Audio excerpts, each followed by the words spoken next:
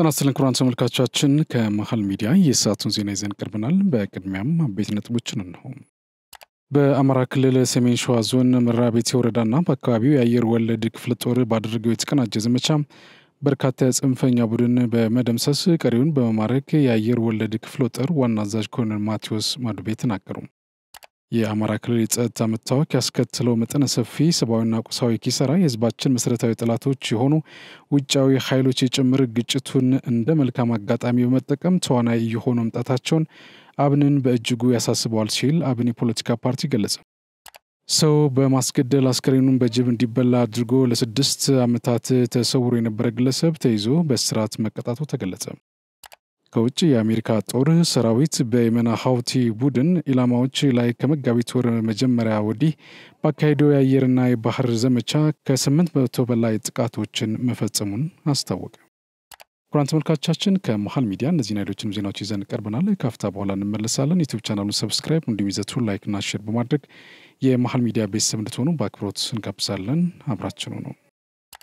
ታላቅ የምስራች የትንሳኤ በዓል ምክንያት በማድረግ ከዲኤምሲ ሪል ስቴት ታላቅ ቅናሽ ተዘጋጅቷል። በካሬ 97000 ብር ሲሸጥ የነበረው ወደ 78000 ብር ለተወሰኑ ደንበኞች መቀነሳችንን ስንገልጽ በታላቅ ደስታ ነው። ባለ 1 መኝታ ከ430 ሺህ ብር ጀምሮ፣ ባለ 2 መኝታ ከ620 ሺህ ብር ጀምሮ፣ ባለ 3 መኝታ ከ750 ሺህ ብር ጀምሮ ከ60% የረጅም ጊዜ የባንክ አማራጭ ጋር ማለትም 40% በ2 ዓመት ከ6 ወር ከፍለው ቤቶን የሚረከቡበት። አስተውሉ፣ እኛ ጋር ሲገዙ ቤት ብቻ አይደለም የምንሸጠው፣ የተንጣለለ የመኖሪያ መንደርም ነው። ለልጆ እንዲሁም ለአዋቂ ሁሉንም የሚያገኙበት ግቢ፣ የመዋኛ ገንዳ፣ የልጆች መጫወቻ ሜዳ፣ ላይብረሪ፣ የገበያ ማዕከል፣ ሜዳ ቴኒስ፣ ባይክ ኤሪያ፣ ይህን ሁሉ በአንድ ቦታ የሚያገኙበት ዲኤምሲ ሪል ስቴት። ለበለጠ መረጃ በ0990 274747 ወይም በ094611 2212 ላይ ይደውሉልን። በተለያዩ ተቋማት እየተሰሩ ያሉ ለሰላም አዎንታዊ አስተዋጽኦ ያላቸው ተግባራት ለማስፋት እየተሰራ መሆኑን የሰላም ሚኒስቴር መሐመድ ኢድሪስ ገለጹ። የሰላም ሚኒስቴር የ2017 በጀት ዓመት የ9 ወራት ዕቅድ አፈጻጸም ሪፖርት በተወካዮች ምክር ቤት የውጭ ግንኙነትና የሰላም ጉዳዮች ቋሚ ኮሚቴ ያቀረበ ነው። በዚህ ወቅት የሰላም ሚኒስቴር መሐመድ ኢድሪስ እንዳሉት ባለፉት 9 ወራት ሰላማዊ የመማር ማስተማር ሂደት ለማጠናከርና ሀገራዊ ግዥ ትርክትን ለመገንባት በትምህርት ቤቶች የሰላም ክበባትን የማጠናከር ስራ ተሰርቷል። በሀገር ግንባታና ዘላቂ ሰላምን በማስፈን ልሂቃን ሊያበረክቱት በሚገባ ሚና ላይ ያተኮረ ውይይት በማድረግ የጋራ መግባባት ላይ መደረሱም ነው የተናገሩት። ሀገራዊ ጥቅም፣ ማንነት፣ እሴትና ዘመኑን የዋጀ አርበኝነት ላይ ያተኮሩ 4 ሰነዶች ማዳበር መቻሉም ጠቅሷል። በ12 ዙር ከ70 ሺህ በላይ የሰላም በጎ ፍቃድ ወጣቶችን ማሰማራት መቻሉን ገልጸው በዚህም ወጣቶች ህብረ ብሔራዊ አንድነትና ዘላቂ ሰላም ግንባታ ላይ የተለያዩ ስራዎች መከናወናቸውን ተናግሯል። በተለያዩ ተቋማት እየተሰሩ ያሉ ለሰላም አዎንታዊ አስተዋጽኦ ያላቸውን ተግባራት ሀገራዊ ለማድረግ እየተሰራ መሆኑንም ተናግሯል። ተደጋጋሚ ግጭት የሚፈጠርባቸው አካባቢዎችን በመለየትና ችግሮችን በዘላቂነት መፍታት የሚያስችሉ ስራዎች መከናወናቸውን አብራርቷል። ባለፉት 9 ወራት ለሰላም ግንባታ አስተዋጽኦ ያላቸው 18 ሚሊዮን የማህበረሰብ ክፍሎች መዋየታቸው ተናግረዋል። የኢትዮጵያን ፓስፖርት ጨምሮ 3 በተለያዩ ፓስፖርቶች በመንቀሳቀስ ኢትዮጵያዊ ያልሆነ ዜጋ በአዲስ አበባ ውስጥ ቤት በመከራየት የሽብር ስራዎችን ለመስራት እንቅስቃሴ ሲያደርግ የነበረ ግለሰብ ትናንት ማምሻውን መያዙ ተገለጸ። እንደ ምንጮች ገለጻ ይህ ግለሰብ ለ3 ሳምንታት ክትትል ሲደረግበት ነበር። ማምሻውን ቤቱ በድንገት በተደረገ ኦፕሬሽን የተለያዩ ሀገር ገንዘቦች፣ ፓስፖርቶች፣ 2 ሽጉጦችና የተለያዩ ዶክመንቶች ተይዟል። የኢሚግሬሽንና ዜግነት ጉዳይ ተቋም ከፓስፖርትና ተያያዥ ጉዳዮች ጋር ተያይዞ የሚፈጠሩ ወንጀሎችን ለመከላከል ጥብቅ ክትትልና አዳዲስ የሪፎርም ስራዎች እየሰራ እንደሆነ ዋና ዳይሬክተሯ ወይዘሮ ሰላማዊት መናገራቸው ይታወሳል። ለዚህም ከሰኔ 1 ጀምሮ የፓስፖርት አገልግሎት ፈልገው ወደ ተቋሙ የሚሄዱ ግለሰቦች የፋይዳ መታወቂያ መያዝና ማውጣት ግዴታ በማድረግ የሪፎርሙ ስራዎች አንድ አካል እንዲሆን መደረጉም ይታወቃል። በአማራ ክልል ሰሜን ሸዋ ዞን መራቤቴ ወረዳና በአካባቢው የአየር ወለድ ክፍለ ጦር ባደረገው የተቀናጀ ዘመቻ በርካታ የጽንፈኛውን ቡድን በመደምሰስ ቀሪውን መማረኩን የአየር ወለድ ክፍለ ጦር ዋና አዛዥ ኮሎኔል ማቴዎስ ማዱቤ ተናገሩ። የጽንፈኛው ኃይል ህዝብን መዝረፍ፣ ማጎሳቆል፣ የመሰረተ ልማት ማውደምና የሀገር ተረካቢ ትውልድ እንዳይፈጠር ትምህርት ቤቶችን መዝጋት እንጂ ለሀገር የሚያስብ ህሊና የለውም ብሏል። በጽንፈኛው ቡድን እጅ የነበሩ የሞርተር ቁምቡላን ጨምሮ ከህብረተሰቡ የዘረፏቸውን ባለ 2 እግር ሞተሮች እና ከ30 ኩንታል በላይ እህል ማስመለስ መቻሉን የገለጹት አዛዡ ትውልድ የሚቀረጽበትን ትምህርት ቤቶች በማውደም ማሰልጠኛ በማድረግ ከስራ ውጭ ማድረጉንም ገልጿል። በተመሳሳይ የምዕራብ እዝ ንስር ክፍለ ጦር ሬጅመንት በጃዊና አካባቢው የተሰጠውን ግዳጅ በድል በመወጣት በጽንፈኛው ኃይል ላይ ጠንካራ ወታደራዊ እርምጃ መውሰዱን የሬጅመንቱ አዛዥ አስታውቋል። የሬጅመንቱ አዛዥ ሻለቃ ደምስ ጅሩ ጽንፈኛው ቡድን መንግስት የሚያቀርበውን የሰላም ጥሪ ወደ ጎን በማለት የህብረተሰቡን ንብረት በመዝረፍና የጤና ተቋማት አምቡላንሶችን በመቀማት ወላድ እናቶችን ለስቃይ ሲዳርግ መቆየቱን ጠቁሟል። ጽንፈኛ ኃይሉ የመንግስት ተቋማት ንብረት ዘርፎ ለግል ጥቅሙ ሲገለገልባቸው የቆየ መሆኑን ያወሱት ሻለቃ ደምስ በቀጠናው የተሰማራው ሰራዊት በወሰደው ወታደራዊ ምት በርካታ ጽንፈኛ ቡድኖች በመደምሰስ ከህዝብ የተዘረፉ ንብረቶችን ማስመለስ መቻሉን ተናግረዋል። በሌላ ዜና በአማራ ክልል 10600 ታጣቂዎችን የመንግስትን የሰላም ጥሪ መቀበላቸውን የክልሉ ሰላምና ጸጥታ ቢሮ ኃላፊ ዶክተር እሸቴ ኢየሱፍ ገለጹ። የአማራ ክልል ሰላምና ጸጥታ ቢሮ ኃላፊ ዶክተር እሸቴ ኢየሱፍ የክልሉን አጠቃላይ የጸጥታ ወቅታዊ ሁኔታ በተመለከተ ቆይታ አድርጓል። በክልሉ ዘላቂ ሰላምና መረጋጋት ለመፍጠር ህግ የማስከበር እርምጃው በተጠናና በተጠናከረ መልኩ እየተከናወነ መሆኑን ያነሱት ኃላፊው ለሰላም አማራጭ ዝግጁ የሆኑትንም መንግስት ተቀብሎና ስልጠና ሰጥቶ ወደ መደበኛ ህይወታቸው እንዲመለሱ እያደረገ መሆኑን ገልጿል።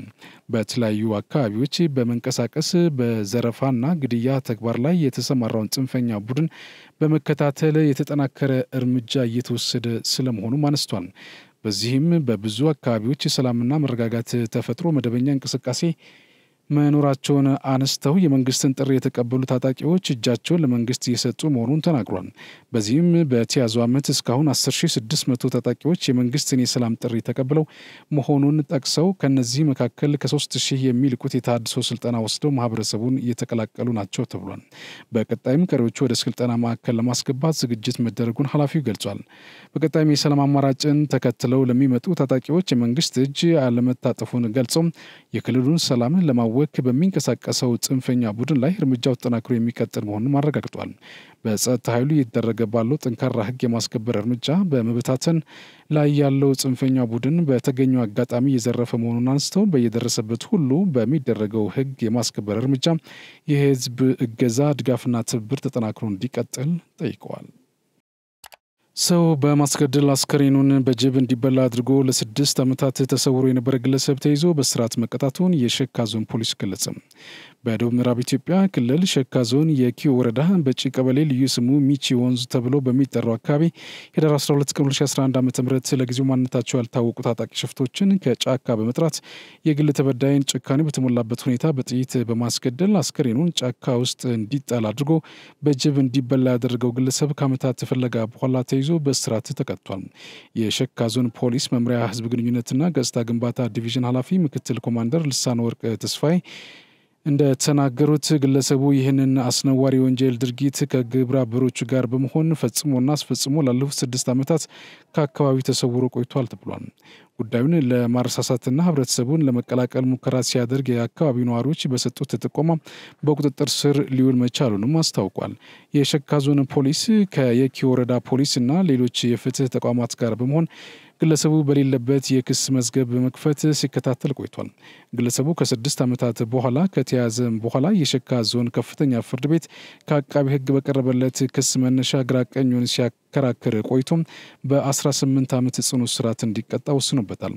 ፖሊስ ከወንጀሉ ጋር ግንኙነት ያላቸውን በጫካዎች መሽገው መሰል ወንጀሎችን የሚፈጽሙ አካላትን በቁጥጥር ስር ለማዋል ክትትል እያደረገ መሆኑንም አመላክተዋል።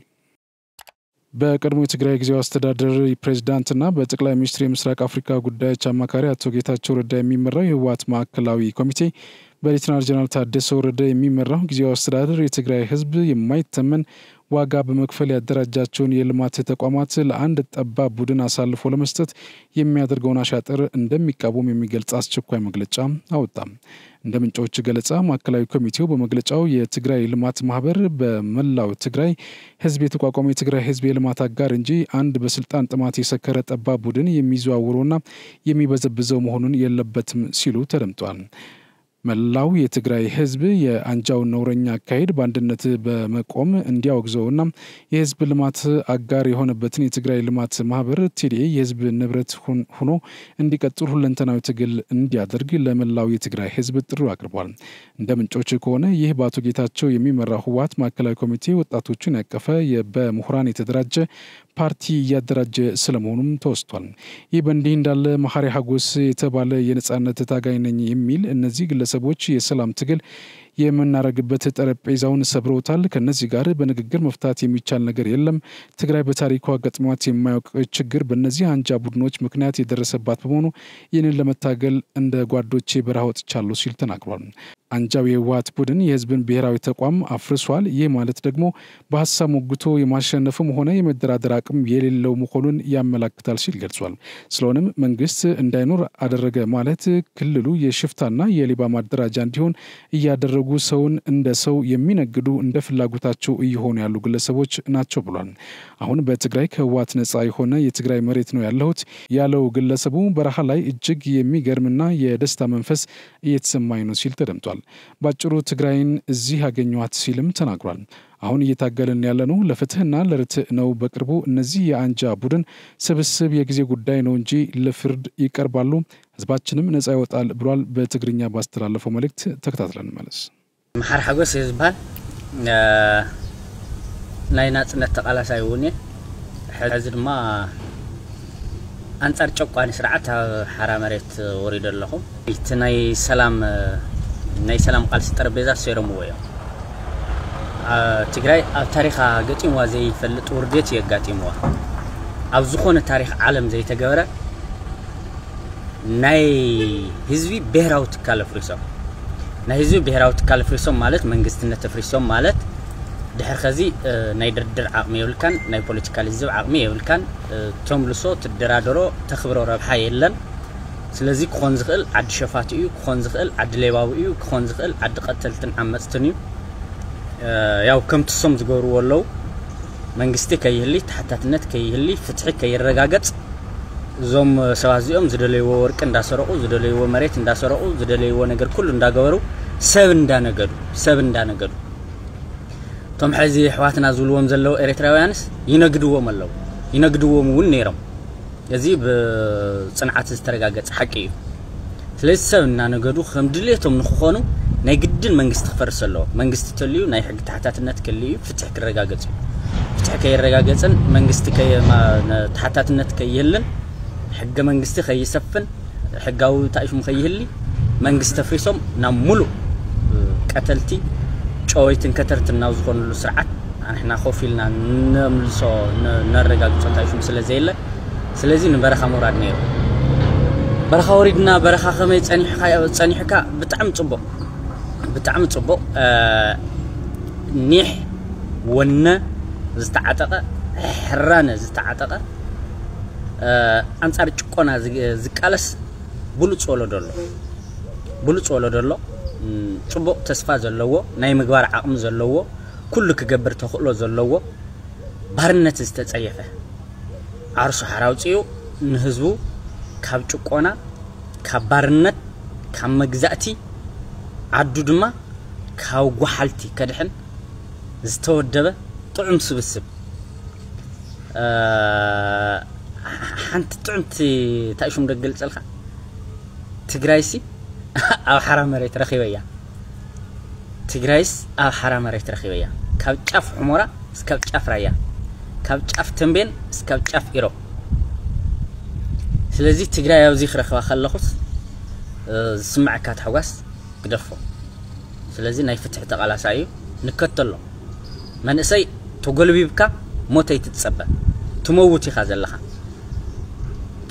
ዘለኻ መቃብርኻ ባዕልኻ ይትኹዓት ውፃእ ዓርስ ካድሕን ህዝብ ካድሕን زي خلهم زدلي ህዝብ ትግራይ ታይ ክጽበለው ካኸብስ ካባና ዝጽበዮ ኣብ ቀረባ ግዜ ፍትሕ እዩ ንዞም ጨኮንትን ኣብ ዝባኑ ኣብ እንግድዑ ቸቸት ዝብልዎ ዘለው ኬሚካል ናፍሰሱ ዘቃጽልዎ ዘለው ኣብ ቀረባ ግዜ ናይ ሕጊ ተሓታትነት ኣረጋጊጽና ናይ ፍትሕ ሕቱ ክንምልሰሉ ኢና እዚ እርግጸኛ ኮይነ እዩ ዝነግረካ ኣለኹ ተወለዶ ንሂሮሎ ህዝብና ሓቦ ጥራይ ኮነን ዘሰንቀና ዘሎ ኩሉ ነገር እናሰነቀ ይሰደልና ኣሎ ህዝብና ዝሰደደልና ንበልዕለና ህዝብና ዝሰደደልና ንክደንለና ህዝብና ዝሰደደልና ንሰተለና ስለዚ ነዚ ክሕሱ ፍትሕ እዩ ከምዚ ናይ ትማሊ ንስልቲልና ነዋግዖ ወግዕ ይኮነን ንሓቂ እዩ ንፍትሕ ኢና ንቃለስለና ንረትዕ ኢና ንቃለስለና ካባና ፍትሕ ይጸበብ የመከላከያ ዘመቻ ዋና መምሪያ በኢትዮጵያ መከላከያ ዩኒቨርሲቲ ኢንጂነሪንግ ኮሌጅ ግቢ ውስጥ ለ3 ተከታታይ ወራት በጂአይኤስ እና በቶፖግራፊ ስልጠናዎች ሙያተኞችን አስመርቋል። የዕለቱን የክብር እንግዳ የመከላከያ ዘመቻ ዋና መምሪያ ኃላፊ ሌተናል ጀነራል በላይ ስዩም ዋና መምሪያው ኃይል የማዘጋጀትና የማባዛት ተልዕኮ በላቀ ሀገራዊ ስልት እየተወጣ መገኘቱን ተናግሯል። መከላከያ ሀገራዊና ዓለም አቀፋዊ ቴክኖሎጂ ውጤቶችን በየዘርፉ ጥቅም ላይ ለማዋል እውቀት ቀስሞ ወደ ተግባር መቀየር የሚቻል ኃይል በሁሉም አውድ እየፈጠረና እያበቃ በውጤት እያረጋገጠ እንደሆነም ሌተናል ጀነራል በላይ ስዩም አስረድቷል። ሰልጣኞች በስልጠናው ላይ ያገኙትን እውቀት የፈጠሩትን ልዩ ክህሎት ተጠቅመው የሰራዊታችንን ክፍተቶች መሙላትና በውጤት ማረጋገጥ እንዳለባቸውም የዕለቱ የክብር እንግዳ ከአደራ ጭምር አሳስቧል። ለስልጠናው መሳካት ከፍተኛ ትብብር አስተዋጽኦ ለነበራቸው አሰልጣኞች አስተባባሪዎች የዩኒቨርሲቲው ኢንጂነሪንግ ኮሌጅ አመራሮች አመስግነዋል። የስልጠናውን ሪፖርት ያቀረቡት ሌተናል ኮሎኔል ምስጋናው ውብቴ የሰራዊቱን የተልእኮ ሂደት በላቀ የቴክኖሎጂ አቅም ለመፈጸም የሚያስችል ጠንካራ ስልጠና በንድፈ ሐሳብና በተግባር ለሰልጣኞች መስጠቱን ገልጿል። ሰልጣኞች በቆይታቸው ላይ ያገኙትን እውቀትና ግንዛቤ በተግባር ተጠቅመው የክፍሎችን የግዳጅ አፈጻጸም ውጤት በብቃት ማሳደግ እንደሚችሉ በውጤታቸው ማረጋገጥ ተችሏል ሲሉ ከፍተኛ መኮንኑ አረጋግጠዋል። የአማራ ብሔራዊ ንቅናቄ አብን ስራ አስፈጻሚ ኮሚቴ በወቅታዊ ክልላዊ ሀገራዊና ቀጠናዊ ጉዳዮች ላይ ሰፊ ውይይት በማድረግ የሚከተለውን መግለጫ ወጥቷል። ፓርቲው በመግለጫው በአማራ ክልል እየተካሄደ ያለውን የተራዘመ ግጭት የገመገመ ሲሆን የአማራን ሕዝብ ሁለንተናዊ ቀውስ ውስጥ ለመክተት ግጭት እየጠመቁ ያሉና የአማራ ሕዝብ መሰረታዊ ጥያቄዎችን እንዲዘነጉ የሚያደርጉ ኃይሎችን አሰላለፍ በመለየት አቋም ላይ ደርሷል። 2 ዓመት ያስቆጠረው የአማራ ክልል የጸጥታ መታወክ ያስከተለው መጠነ ሰፊ ሰብአዊና ቁሳዊ ኪሳራ የህዝባችን መሰረታዊ ጠላቶች የሆኑ ውጫዊ ኃይሎች ጭምር ግጭቱን እንደ መልካም አጋጣሚ በመጠቀም ተዋናይ የሆኑ መምጣታቸውን አብን በእጅጉ ያሳስበዋል ብሏል።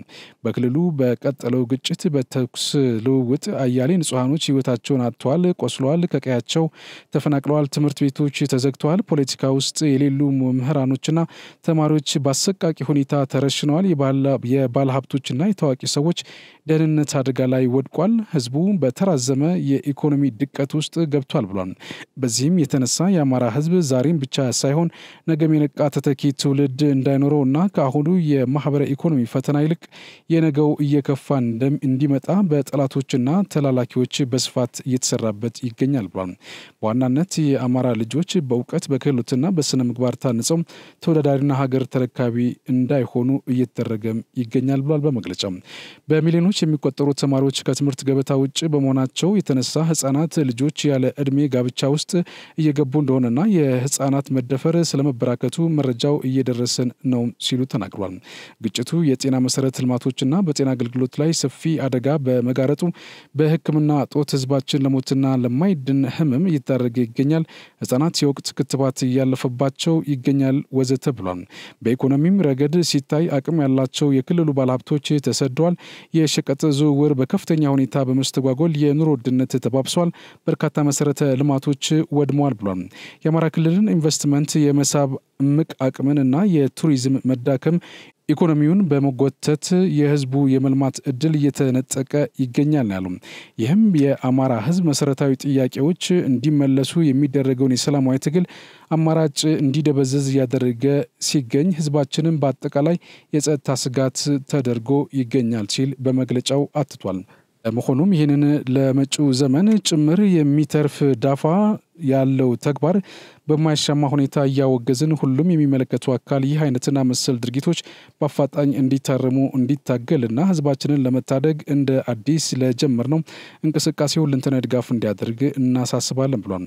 እንዲሁም በውጊያ ቀጠናና በከበባ ሆስቴጅ ውስጥ የሚገኘው ህዝባችን ለከፍተኛ ሁለንተናዊ ጉዳት እየተዳረገ ሲሆን ሁሉም ኃይሎች የንጹሃንን ከለላ በሚያረጋግጥ መልኩ እንዲንቀሳቀሱ በጥብቅ እያሳሰብን ችግሩ በውይይትና የሰላም አማራጭን በማስቀደም እንዲፈታ አበክረን እንመክራለን ሲል በመግለጫው አትቷል። አብን ሀገራዊ ምክክሩ ስትራቴጂካዊ የጋራ መፍትሄ የምናፈልቅበት እንዲሆን ይመኛል ሲል በመሆኑም የብሔራዊ ምክክር ጉዳይ በብዙ ውትወታና የፖለቲካ ትግል የተገኘ ሀገራዊ መድረክ መሆኑ ታውቆ ህዝባችንን እንወክላለን የሚሉ ኃይሎች ሁሉ በሂደቱ ላይ በንቃት በመሳተፍ በአግባቡ እንዲጠቀሙበት አደራ እያልን ይህንኑም በንቃት የምንከታተል መሆኑን አያይዘን እንገልጻለን ሲል ገልጿል። አብን የአማራና የትግራይ ህዝቦች የረጅም ዘመናት ታሪካዊና ባህላዊ ቁርኝት ያላቸው መሆናቸውን የማይሻር ሀቅ ሲሆን በወያኔ ኃይል የተሳሳተ ትርክት ምክንያት የተፈጠረውን ነውረኛ ማህበራዊ አጥር ወይም ዎል ኦፍ ሼም በጋራ ትግልና በትብብር ለዘለቄታው ማፍረስ እጅጉን ያስፈልጋል ብሏል። እስካሁን የተፈጠሩ ቅራኔዎችን በሰላማዊ መንገድ በሀቀኛ ውይይቶች ድርድር እልባት እንዲያገኙ የትግራይ ህዝብ ከወያኔ የ50 ዓመታት የነጣይ ትርክትና የአፈና ቀንበር መንጭቆ ነጻነቱን ለማወጅና አዲስ መስመር ለማስቀመጥ የሚያደርገውን የከበረ የትግል ጅማሮ እውቅና እየሰጠን ይገደናል ከሚሉ ሰላማዊ የትግራይ ኃይሎች ጋር ተቀራርበን የምንሰራ መሆኑን እንገልጻለን ብሏል። በአጠቃላይ ግምገማም ሻዕቢያ የኢትዮጵያና የቀጠናው መልክዓ ፖለቲካ ወይም ጂኦፖለቲክስ ጉዳዮች ከሰላማዊ ውይይትና ድርድር ይልቅ በግጭትና በጦርነት ብቻ መፍታት አለባቸው የሚል ኃላፊነት የጎደለውና አውዳሚ የሆነ ባህል እንዲንሰራፋ ግንባር ቀደም ሚና ሲጫወት መቆየቱም ኤርትራም ሀገር ከሆነች በኋላ ቢሆን ይህንን አመለካከት በፊት አውራሪነት የሚያራምድ ኃይል መሆኑ በአጠቃላይም በህዝቦችና በሀገሪቱ መካከል ከፍትሃዊ አማካኝና ከትብብር ይልቅ ተናጠላዊ ጥቅም በሴራና በኃይል የማስፈጸም እንቅስቃሴ ውስጥ ገብቶ በዛው የቀረ ኃይል መሆኑ ዓለም ያወቀው ሀቅ ነው ብሏል። በአማራ ክልል እየተካሄደ ያለውን ግጭት በተመለከተ አሁንም አጽንኦት ልንሰጠው የምንወደው ጉዳይ ከታሪክ ከፖለቲካና ከሞራል ፍልስፍና አኳያ እንዲሁም አሁን ካለው የኢትዮጵያ ነባራዊ ተጨባጭ ሁኔታ አንጻር ጦርነት የችግሮች መፍቻ ብቸኛው መንገድ ነው የሚለው ሐሳብ የተሳሳተ መሆኑን አስምረን እንገልጻለን ብሏል። ይህንንም ከታሪካዊ እውነታዎች አንጻር ከተመለከትነው ሻዕቢያ ከ1953 ከ1983 ዓመተ ምህረት ለ30 ዓመታት ያካሄደው ጦርነት ለምስኪን የኤርትራ ህዝቦች አምጥቶታል የሚባለው ነጻነት በተጨባጭ ሚዛን ሲለካ ህዝባችን ለሰፊ አፈና ከማዳረጉ በቀር ዛሬም ለነጻነታቸው የሚታገሉ ነጻነት የተነፈጉ ህዝቦች መሆናቸውን ግልጽ ነው ብሏል። ነጻነት ተብሎ ከበሮ የሚደለቅለት ታሪካዊ ክስተት የሻዕቢያንና የጥቂት ግለሰቦችን አምባገነናዊ አገዛዝ ከማጽናት ባለፈም ቅንጣት አዎንታዊ ፋይዳ እንደሌለው ይባስ ብሎም ተጨማሪ ዘግናኝ የሰብአዊ መብት ረገጣና የሰዎችን ፍልሰት ያስከተለ መሆኑ የሚታወቅ ሀቅ ነው ብሏል። ሌላው ታሪካዊ እውነታ በደቡብ ሱዳን የምናየው ሲሆን በጦርነት የተገኘውን ነጻነት ከ10 ዓመት በላይ የዘለቀ የእርስ በርስ ውጊያ ማስከተሉና ከ400 ሺህ በላይ ሰዎችን ለሞት የዳረገ መሆኑን ማስታወስ ይፈልጋል። እንደሚታወቀውም በተለይ የእርስ በርስ ጦርነት አሸናፊም ተሸናፊም የሌለውና አጠቃላይ ድል ሊያጸና የማይችል ይልቁንም ተጨማሪ ሞትና ውድመት ከማስከተሉም በላይ ዘላቂ ቅራኔ የሚፈጥር መሆኑ ነው። ከዚህም ረገድ የቅርቡን ህወሓት የጫረውን 2 ዙር ጦርነት በትግራይ በአፋርና በአማራ ክልል ህዝባችን ያስከተለውን መጠነ ሰፊ ሰብአዊ ስነልቦናዊና ቁሳዊ ቀውስ ለዚህ በቂ ማሳያ ነው ብሏል። የሰላማዊ ትግል አይሰራም በሚል አንዳንዶች የሚያራምዱት ሐሳብ ትክክል እንዳልሆነም በ2010 ዓ.ም በኢትዮጵያ ህዝቦች የተደረገው ሰላማዊ ትግል የስርዓት ለውጥ ማምጣት በማሳያነት ሊጠቀስ የሚችል ሲሆን ሂደቱም በኢትዮጵያ ህዝቦች መካከል የተሻለ መቀራረብን የአንድነትን መንፈስ የፈጠረ ነበር ብሏል። ስለሆነም ከግጭትና ከጦርነት አዙሪት ለመውጣትና በሀገሪቱ ዘላቂ ሰላም እንዲሰፍን የሀገራዊ ውይይት ሂደቶች ጤናማነት፣ የህግ የበላይነት መረጋገጥ፣ ማህበረሰባዊ የጋራ እሴቶችን ማጎልበትን መጠቀም እና የኢኮኖሚ ድሎችን መፍጠርና ማስፋት እንደሚያስፈልግ አብን ያምናል ብሏል። የጦርነት አማራጮች በሂደትም ይሁን በመጨረሻ የግለሰቦችና የጠባብ ቡድኖች ጥቅም የማስፈጸሚያ የመሆን እድላቸው ሰፊ ሲሆን ከህዝብ ጥቅም ይልቅ የስልጣን ሽኩቻ መድረክ መሆናቸው እንደማይቀር ይህን እውነታ በኤርትራ፣ በሱዳን፣ በደቡብ ሱዳንና በኢትዮጵያ ውስጥ በነበራቸው አሁንም ካሉት ሁኔታዎች በቀላሉ መገንዘብ እንደሚቻል አብን ሁሉንም ወገን እያስታወሰም ጦርነት ክብር ይሰጣል ለሚሉ አካላትም መልሱ ጦርነት ክብር አይሰጥም፣ ጦርነት የሚያስከትለው ተጨማሪ ሞትና ውድመት ብቻ መሆኑ በዚህም ረገድ ህወሓት የጫረው ሁለት ዙር ጦርነት ሁለንተናዊ ውድመት እንጂ ሰላምን አንድነትና ክብርን አላመጣም ብሏል። ስለሆነም ሁልጊዜም ቢሆን የሰላም አማራጮችን በመከተል የግጭትና ጦርነት አዙሪት መስበር እንደሚገባ ሀብን ሁሉንም ኃይሎች በአጽንኦት ማሳሰብ ይወዳል ብሏል።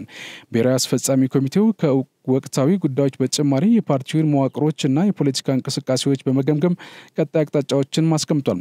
በኢትዮጵያ ውስጥ በሰላማዊ መንገድ ከሚንቀሳቀሱ የፖለቲካ ኃይሎች ጋር ተቀራርበው በመወያየት በሀገራዊ ምክክር ሂደት የነቃ ተሳትፎ በማድረግ የአማራ ህዝብ መሰረታዊ ጥያቄዎችን በሰላማዊ መንገድ እልባት እንዲያገኙ ለማስቻል በቀረበው እቅድ ዙሪያ በሰፊው ተወያይቶ አጽድቋል። በመጨረሻም ጠንካራ ሀገር እንዲገነባ የአማራ ህዝብም ከገባበት ውስብስብ ችግር እንዲወጣ ራሱን መልሶ የማይናወጥ የልማትና የሰላም አለኝታ እንዲሆን ለማስቻል በምናደርገው የትግል ሂደት ይገደናል የሚሉ ዜጎች ሁሉ ድጋፋቸውን እንዲሰጡን በዚሁ አጋጣሚ ጥሪ ያቀረብን በተለይ መንግስት ዋና ባለድርሻ እንደመሆኑ ደከመኝ ሰለቸኝ ሳይል ያልተሄደበትን የሰላም አማራጭ መንገድ ሁሉ በመፈተሽና በመቀየስ የህዝባችንን ሰላም እንዲመልስ በጽኑ እንዲሰራና ሰላምንም እንዲያረጋግጥ ስንል እናስታውቃለን ሲል በመግለጫው አትቷል። የጠቅላይ ሚኒስትር ዶክተር አብይ አህመድ ስራ በሆነው የመደመር ትውልድ መጽሐፍ ሽያጭ ገቢ እየተገነባ የሚገኘው የድሬዳዋ አስተዳደር የመደመር ትውልድ ቤተ መጻሕፍት ግንባታ በ3 ወራት ለማጠናቀቅ እየተሰራ መሆኑ ተገለጸ። ቤተ መጻሕፍቱ የንባብ ባህልን ለማጎልበት ብሎም በስነ ምግባርና በእውቀት የታነጸ ትውልድን ለማፍራት የጎላ ሚና እንዳለው የድሬዳዋ አስተዳደር ባህልና ቱሪዝም ጽሕፈት ቤት ኃላፊ ሚካኤል እንዳለ ገልጿል። ከ470 ሚሊዮን ብር በሚልቅ ወጪ እየተገነባ ያለው ቤተ መጻሕፍቱ አሁን ላይ የግንባታ አፈጻጸሙ 80 በመቶ መድረሱን ተናግሯል። አጠቃላይ ግንባታው በ2000 ካሬ ማረፉን፣ ቤተ መጻሕፍቱ ባለ 4 ወለል ህንፃ መሆኑን፣ በውስጡም የማንበቢያ ስፍራ፣ የመዝናኛ ቦታ እንዲሁም የአካል ጉዳተኞች ማንበቢያ መገልገያ ቦታ ያካተተ መሆኑን አብራርቷል። በአንድ ጊዜ ከ1000 በላይ ሰዎችን የማስተናገድ አቅም እንዳለውም ዘገባው አስታውሷል። በመዲናዋ በሁሉም ዘርፎች ህዝቡን ተጠቃሚ ያደረጉ ስኬታማ ስራዎች መከናወናቸውን የአዲስ አበባ ከተማ አስተዳደር ከንቲባ አዳነች አቤቤ ገለጹ። የአዲስ አበባ ከተማ አስተዳደር የ9 ወራት እቅድ አፈጻጸም ግምገማ ማከናወን ጀምሯል። በከተማዋ በሁሉም ዘርፎች ነዋሪዎችን ተጠቃሚ ያደረጉ ውጤታማ ስራዎች መከናወናቸውን በዚህ ወቅት ተጠቁሟል። ከንቲባ አዳነች አቤቤ ባደረጉት የመክፈቻ ንግግር በግምገማ መድረኩ ባለፉት 9 ወራት ስኬታማ ስራዎችን በመፈተሽ ጥንካሬዎችን አጠናክሮ ማስቀጠል የሚያስችል ዝርዝር ግምገማ የሚደረግ ይሆናል ብሏል። በ6 ወር የስራ አፈጻጸም ግምገማ ወቅት በዝርዝር ተለይተው በተሰጡ ግብረ መልሶችና አቅጣጫዎች መሰረት የህዝብ የቅሬታ ምንጭ የሆኑ ክፍተቶችን በመለየት በጥልቀት እንደሚገመግሙ ገልጿል። በመድረኩ የቀሪ 3 ወራት እቅዶችን በተሟላ ሁኔታ ማሳካት የሚያስችሉ መግባባቶች ላይ እንደሚደረሱ አክሏል። በዚህም በከተማዋ ባለፉት 9 ወራት የተከናወኑ ስራዎች በውጤታማነት መፈጸማቸውን ጠቆም ይህም ተጠናክሮ ይቀጥላል ብሏል። የ9 ወራት የስራ አፈጻጸም ሪፖርት ያቀረቡት የአዲስ አበባ ከተማ ፕላንና ልማት ቢሮ ኃላፊ አደም ኑሪ አጠቃላይ አፈጻጸም 93.3 በመቶ መሆኑን ተናግሯል። የተቋማትን ግንባታ በተመለከተ የአገልግሎት አሰጣጦችን በቴክኖሎጂ ማከናወን ምቹ የስራ አካባቢን መፍጠር እንዲሁም በሌሎች መስኮች ውጤታማ ስራዎች መከናወናቸውን ጠቁመዋል። የባህልና ስፖርት ሚኒስትር ሸዊት ሻንካ በኢትዮጵያ ከሩሲያ አምባሳደር ከቪጊኒ ትርኬኒ ጋር በባህል ኪነጥበብና ስፖርት ዘርፍ በጋራ መስራት በሚችሉበት ሁኔታ ላይ ተወያይተዋል። በውይይቱ ኢትዮጵያ የብዝሃ ባህል ባለቤትና ታሪካዊ ሀገር እንደመሆኗ ከሩሲያ መንግስት ጋር በዘርፎቹ በትብብር መስራት አስፈላጊ መሆኑን ተነስቷል። ኢትዮጵያ ለብሪክስ አባል ሀገራት ባህሏንና ኪነ ጥበቧን ለማስተዋወቅ እንዲሁም የህዝብ ለህዝብ ትስስር ለማጠናከር እየሰራች ያለውን ስራ የሩሲያ መንግስት በመደገፍ በትብብር እንደሚሰራም ተገልጿል። በቀጣይም የጋራ የመግባቢያ ስምምነት በመፈራረም የሁለቱ ሀገራት የዲፕሎማሲያዊ ግንኙነት በማጠናከር የሚያስችሉ ስራዎች ላይ በጋራ ለመስራት መስማማታቸውን የሚኒስቴሩ መረጃ አመላክቷል። ዜና በቀጥታ የሚተላለፍላችሁ ከመሃል ሚዲያ ነው። ወደ ዜና አልፋለሁ። ታላቅ የምስራች የትንሳኤ በዓል ምክንያት በማድረግ ከዲኤምሲ ሪል ስቴት ታላቅ ቅናሽ ተዘጋጅቷል። በካሬ 97000 ብር ሲሸጥ የነበረው ወደ 78000 ብር ለተወሰኑ ደንበኞች መቀነሳችንን ስንገልጽ በታላቅ ደስታ ነው። ባለ 1 መኝታ ከ430000 ብር ጀምሮ፣ ባለ 2 መኝታ ከ620000 ብር ጀምሮ፣ ባለ 3 መኝታ ከ750000 ብር ጀምሮ ከ60% የረጅም ጊዜ የባንክ አማራጭ ጋር ማለትም 40% በ2 ዓመት ከ6 ወር ከፍለው ቤቶን የሚረከቡበት። አስተውሉ፣ እኛ ጋር ሲገዙ ቤት ብቻ አይደለም የምንሸጠው የተንጣለለ የመኖሪያ መንደርም ነው ለልጆ እንዲሁም ላዋቂ ሁሉንም የሚያገኙበት ግቢ የመዋኛ ገንዳ የልጆች መጫወቻ ሜዳ ላይብረሪ የገበያ ማዕከል ሜዳ ቴኒስ ባይኬሪያ ይህን ሁሉ በአንድ ቦታ የሚያገኙበት ዲኤምሲ ሪል ስቴት ለበለጠ መረጃ በ0990 274747 ወይም በ094611 2212 ላይ ይደውሉልን የአሜሪካ ጦር ሰራዊት በየመን የሁቲ ቡድን ኢላማዎች ላይ ከመጋቢት ወር መጀመሪያ ወዲህ ባካሄደው የአየርና የባህር ዘመቻ ከ800 በላይ ጥቃቶች መፈጸሙን አስታውቋል። የአሜሪካ ማዕከላዊ እዝ በቅርብ ጊዜ በሁቲ እንቅስቃሴ ላይ ስለተደረጉት ጥቃቶች እሁድ ዕለት ባወጣው ሪፖርት ከመጋቢት 6 2017 ዓ.ም በኋላ በተፈጸሙ ጥቃቶች በመቶዎች የሚቆጠሩ የሁቲ ተዋጊዎችና በርካታ መሪዎች ተገድለዋል ብሏል። አሜሪካ እንዳለችው ይህንን የተጠናከረ ዘመቻ የወሰደችው በኢራን የሚደገፉት ሁቲዎች በቀይ ባህርና በኤደን ባህረ ሰላጤ የሚያቋርጡ መርከቦች ላይ የደቀኑትን ስጋት ለማስቆም ነው ብላለች። የየመንን አብዛኛው ግዛት የሚቆጣጠሩት ሁቲዎች ትናንት እሁድ አሜሪካ በዋና ከተማዋ ሰንዓ ላይ በፈጸመችው አዲስ ሴቶች እና ህፃናትን ጨምሮ ቢያንስ 8 ሰዎች መገደላቸውን አስታውቋል። ባለፉት መጋቢት ወር በሁቲ ቁጥጥር ስር በሚገኙ አካባቢዎች ላይ መጠነ ሰፊ ጥቃት እንዲፈጸም ያዘዙት ፕሬዚዳንት ትራምፕ ሁቲዎች ሙሉ ለሙሉ እንደሚደመሰሱ ዝቷል። ጨምሮም ኢራን የሁቲ ቡድን ከማስታጠቅ እንድትቆጠብ ቢያስጠነቅቁም ኢራን ግን የሚቀርባትን ክስ በተደጋጋሚ አስተባብላለች። የአሜሪካ ጦር እሁድ ባወጣው መግለጫ በተፈጸመው ጥቃቶች የሁቲ የጦር መሳሪያ ማከማቻዎችና ማምረቻዎች ከተመቱት ኢላማዎች መካከል መሆናቸውን ቢያመላክትም ነገር ግን ስለ ቀጠለው ጥቃት ምንም አይነት ዝርዝር አላስቀምጥም።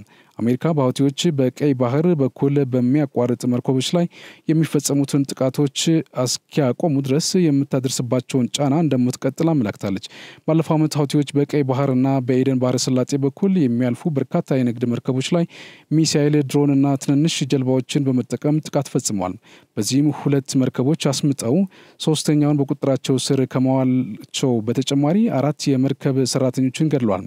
ሁቲዎች ለሚፈጽሙት ጥቃት ምክንያት እስራኤል በጋዛ ላይ በምትፈጽመው ጥቃት ፍልስጤማውያን በመደገፍ መሆኑንና ኢላማ የሚያደርጓቸው መርከቦችም የእስራኤል የአሜሪካና የዩናይትድ ኪንግደም የሆኑትን ብቻ ነው ቢሉም ይህ ግን ከእውነታ የራቀ ነው ብሏል። የሁቲዎች ጥቃት የቀድሞ ፕሬዝዳንት ጆ ባይደን የቡድን ወታደራዊ ኢላማዎች ላይ የአየር ጥቃት እንዲፈጸም በማድረጋቸው ወይም ምዕራባውያን የጦር መርከቦቻቸውን በቀይ ባህርና በኤደን ባህረ ሰላጤ ላይ በማሰማራታቸው ሊገታ አልቻለም። ባለፈው ጥር ዶናልድ ትራምፕ ወደ ፕሬዝዳንትነት መንበራቸው ከተመለሱ በኋላ የሁቲ ኃይሎችን የውጭ ሽብርተኛ ቡድን በማለት ሰይሟቸዋል። የቀድሞ ፕሬዝዳንት ባይደን ግን በየመን ያለውን ሰብአዊ ቀውስ ለማቃለል በሚል ይህንን የቡድኑን ፍረጃ አንስተው እንደነበር ቢቢሲ በዘገባው አስታውሷል። በኢራን ወደብ ላይ በደረሰ ከፍተኛ ፍንዳታ የሟቾች ቁጥር 25 ሲደርስ 800 ሰዎች ደግሞ መጎዳታቸው ተገለጸ። ፍንዳታው የደረሰው ቅዳሜ ጠዋት በዱባይ ባንዳር አባስ ከተማ አቅራቢያ በሚገኘው ሻሂድ ራጂኢ የንግድ ወደብ ላይ ነው። በአደጋው በአቅራቢያ ያሉ ህንጻዎችና መኪናዎች ጉዳት የደረሰባቸው ሲሆን በአደጋው ህይወታቸውን ካጡትና ከተጎጂዎች በተጨማሪ 6 ሰዎች የደረሱበት አለመታወቁን ቢቢሲ ዘግቧል። የአየር ላይ ምስሎች ቢያንስ 3 አካባቢዎች በእሳት መያያዛቸውና የኢራን የሀገር ውስጥ ጉዳይ ሚኒስቴር ከጊዜ በኋላ እሳቱ ከአንድ ኮንቴነር ወደ ሌላ እየተዛመተ መሆኑን አረጋግጧል። አደጋውን ተከትሎ በአካባቢ የሚገኙ ትምህርት ቤቶችና ቢሮዎች ዛሬ ዝግ ሆነው እንዲቆዩ ትዕዛዝ ተሰጥቷል። የመንግስት መገናኛ ብዙሃን የአይን እማኞች ጠቅሰው እንደዘገበው ፍንዳታው ከተከሰተ በኋላ የእሳት ቃጠሎ ተነስቶ ተቀጣጣይ ቁሶች ወደሚከማቹበት ኮንቴነሮች ተዛምቷል። የኢራን ፕሬዝዳንት ማሱድ ፔዜሽኪያን የተሰማቸውን ጥልቅ ሐዘን ገልጸው ለተጎጂ ቤተሰቦች መጽናናትን ተመኝተዋል። ኩራን ተመልካቾቻችን ከመሃል ሚዲያ ለሰዓቱ ያዝናቸው ዜናዎች እነዚህ ናቸው። ስለተከታተላችሁ እናመሰግናለን። ከሪስቶች ይቀጥላሉ። በእኔ በኩል ጨርሻለሁ። በያላችሁበት ሰላም ሁኑ።